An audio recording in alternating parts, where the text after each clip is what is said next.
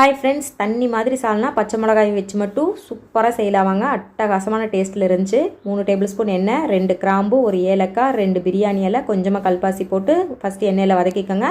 அதுக்கப்புறம் 10 போல் சின்ன வெங்காயம், 3 பச்சை மிளகாய் குறகுறப்பாக அரைச்சி சேர்த்திக்கலாம். 4 பல் பூண்டு, அதே அளவுக்கு இஞ்சி சேர்த்தி ஃபைனாக அரைச்சி எண்ணெயிலே வதக்கி விட்டுருங்க. நல்லா எண்ணெயில் வதக்கணும், அப்போ தான் நல்லாயிருக்கும். அதுக்கப்புறம் ஒரே ஒரு தக்காளி, அதையும் அரைச்சி சேர்த்திக்கலாம். கொஞ்சமாக மஞ்சத்தூள், கொஞ்சமாக உப்பு சேர்த்தி நல்லா வதக்கி விட்டுருங்க.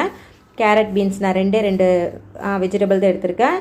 குட்டி குட்டியாக கட் பண்ணி சேர்த்துக்கலாங்க. 100 கிராம் போட்டிருப்பேன். அதுக்கப்புறம் தேங்காய் ஒரு அரை மூடி, ஒரு 10 போல் முந்திரி, அது ரெண்டையும் நல்லா ஃபைன் பேஸ்ட்டாக அரைச்சி நல்லா தண்ணி மாதிரி கலந்து வச்சுக்கோங்க. இந்த ஸ்டேஜில் கொஞ்சமாக உப்பு போட்டுக்கலாம்.